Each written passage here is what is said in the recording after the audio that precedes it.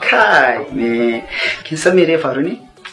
This time kawai na zo ya kamata mu zauna da su momi kawai da mu wuce Dubai mu koma da zama. Dubai? Oh my god! Kaman ka san dama na gaji da zama a UK. Kullum mutum dadi ya ta kai shi wani UK. Ka san me zai faru? Bari in je in aje wannan a mota. Saboda na san idan ina kallon ka duk zan manta da komai. Ke ko? Ba kya gajiya da zolaya. Shikenan.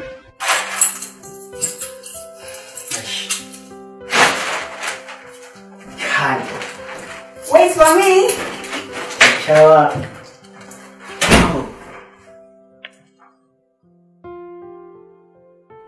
Hello? Haba da Allah. Yanzu haka? Kai? Haba kai. Gani nan. Baby! Muje mana baby please. Muje. Hey, shi ne ke.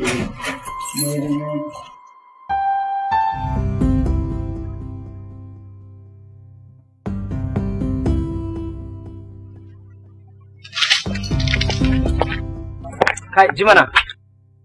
Wannan mota ta sata ce. Kimanin kwana 6 kenan an sace ta. Muna neman ta. Dan haka za mu tafi da ita office. Da ita da komai da ke cikin ta.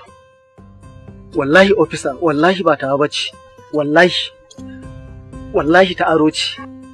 Yanzu ya kira ni wallahi cewa ne na maza na bar motar nan. Da kama ni. Wallahi ba tawa bace. Ta aro ce. Ba taka bace?